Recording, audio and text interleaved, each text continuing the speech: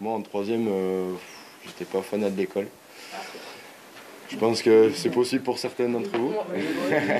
Les élèves de 3e du collège Bernard de Ventadour à Privas se sont tous portés volontaires pour la visite. Ils écoutent attentivement.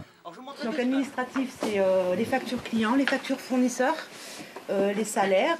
Un peu plus loin, c'est l'atelier, l'occasion de découvrir des matériaux, des techniques et d'apprendre qu'il n'y a pas que les diplômes pour évoluer dans son métier. J'ai fait un CAP installateur sanitaire en 2 ans et un CAP installateur thermique. Et je suis rentré chez Largé et depuis, je suis devenu chef de chantier. Je trouve ça plutôt intéressant parce que en fait, je ne voyais pas du tout ça comme ça. En fait. Je voyais plutôt des gens qui travaillaient mais pas avec autant de technologie.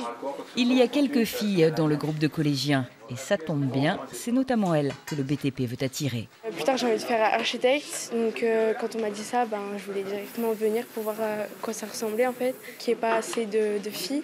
Ça m'encourage à vouloir venir pour justement qu'il y en ait plus. Chez Largier Technologies, l'objectif de ces portes ouvertes, c'est aussi de dépoussiérer l'image de la filière.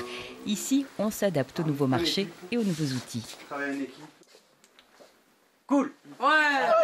On nous dépeint souvent comme des métiers un peu à la traîne et finalement on a essayé de démontrer que ce n'est pas du tout le cas, voilà, aussi bien au niveau du bureau d'études que sur le chantier. La filière repart depuis quelques années et ce n'est pas négligeable en Ardèche. Ici, le taux de chômage est élevé et il est parfois difficile de rester travailler. Un jeune qui veut rester dans son petit village, il peut faire carrière. D'abord, dans tous les villages de France, vous trouverez des entreprises du BTP, le petit maçon, le petit charpentier, l'entreprise de travaux publics. Des sourires à l'issue de la visite et des vocations naissantes, peut-être.